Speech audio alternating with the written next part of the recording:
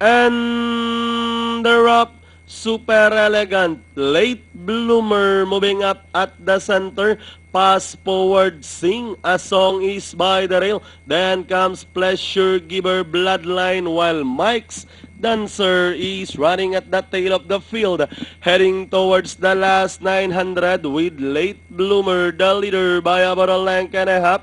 Sing a song now, moving up to take second, racing in third, Isan 3, number 5, pass forward, Pleasure Giver is by the rail, then moving up party outside, super elegant, Bloodline, and a long way back to Mike's Dancer, about to pass the last 600, late bloomers still leading the field, then by the rail is Sing a Song, Pleasure Giver moving a party outside as they race to the last 450. Late bloomers still leading the field.